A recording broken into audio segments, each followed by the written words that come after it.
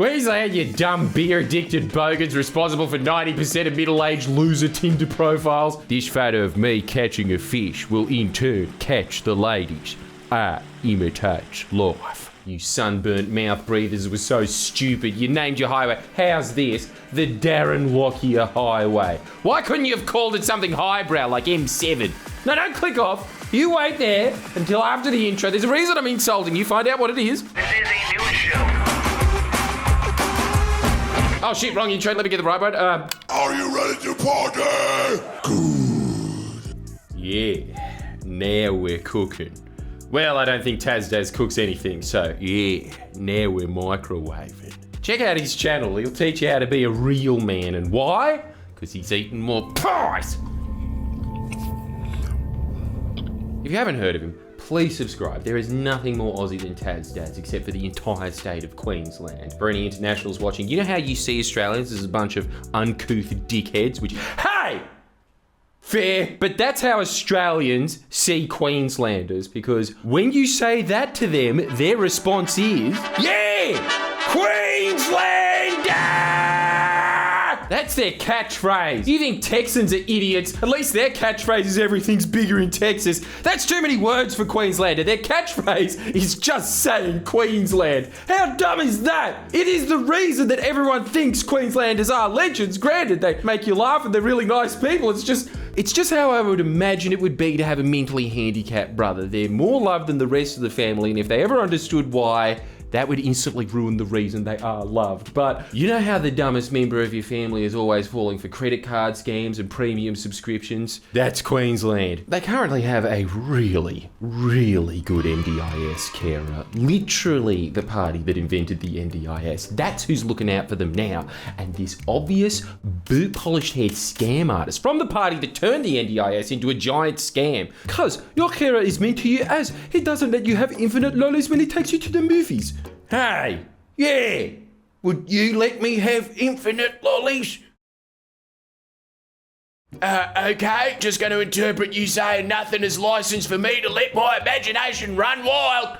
I'm having more lollies. That's all I can imagine. This Queenslander votes. Can't you see what's happening in Queensland? They're taking advantage of your slow-wittedness and trusting nature. The press is enabling this obvious disability abuse by telling them voters regarded as unhealthy if a government has been in too long. You can't blame them. What?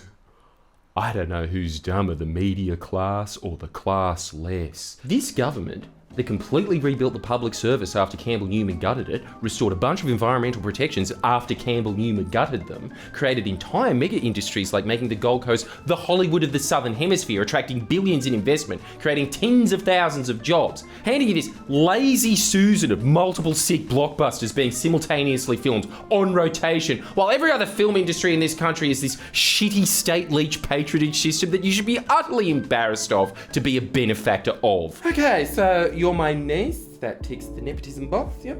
The script you've written is nothing but cringy white guilt from start to finish. Oh, wow. You qualify for the biggest grant screen New South Wales gives out, $2,000. Whoa, why hasn't anyone watched an Australian film since The Castle? No, that's not fair. There was also The Mining Industry Presents Look at This Dog. Fuck, isn't it amazing that the mining industry makes better films than Screen New South Wales? If you gave them another term, they'd deliver you another mammoth industry that would dwarf even that with their investments in green tech. They're also protecting the reef, which to all you c***s with the snapper in your Tinder profiles, how are you supposed to show the ladies you're a provider if the libs kill the reef? All while giving you the best economic figures in the country. Yes, we'll be doing a video on exclusively that soon, but you want to trade all of that in for provably, not even a debate, provably the most corrupt party in the country, whose leader is on record saying, because the government that you had before that I was a part of, I thought it was fucking mad. That's how I want to govern, like Campbell Newman, but more slimy. What's not to like, Stitch? Everything! You're going to trade in that because the current government has, quote,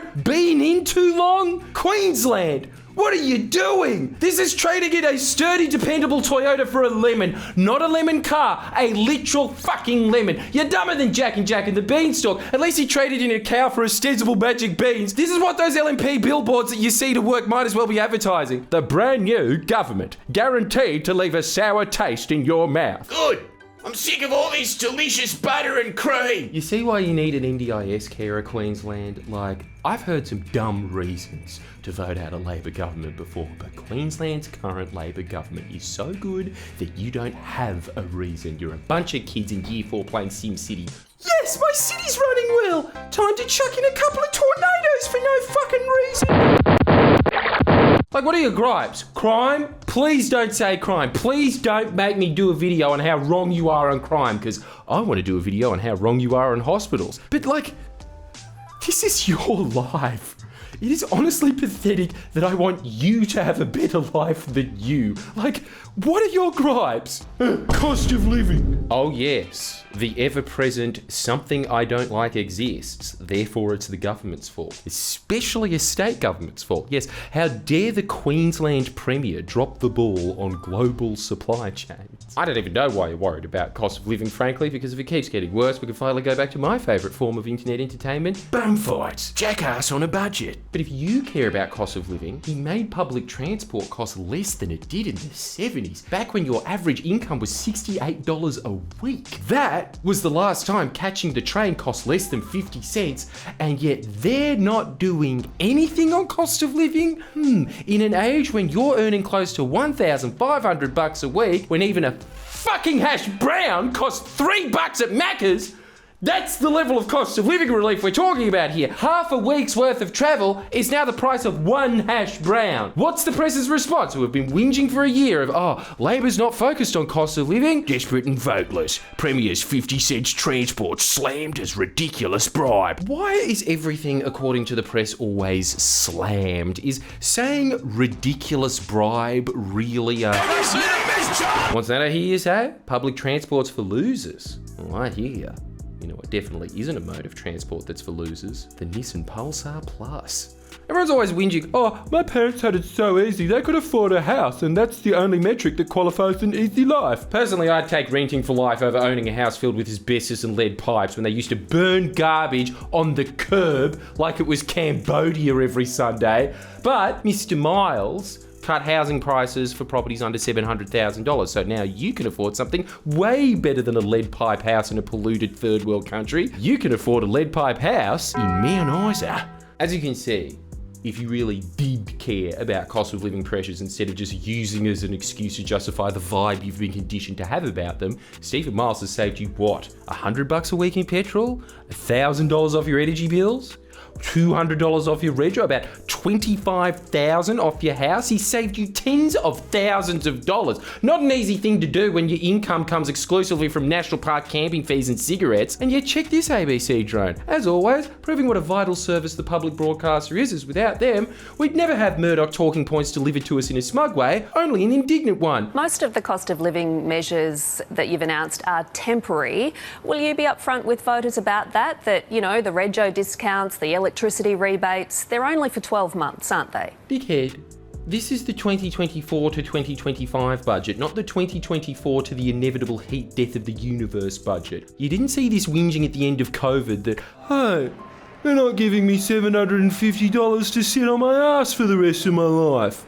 Impermanent vote grabber. Notice how when Labor's in, nothing they ever do is right. Like, the line just switches from wrong priorities. You should be focused on cost of living, okay? Here's the best designed cost of living package in the country. Desperate political gimmick. Bribe. Okay, so Labor do nothing, they're heartless monsters. If they do something, they're still heartless monsters. They're just the witch in Hansel and Gretel coaxing you into the gingerbread house. And just in case you thought it was only the respectable media outlet shitting on Labor, guess which friendly Geordie's favourite also came to join the pile on? Who's that journalist? Snubble!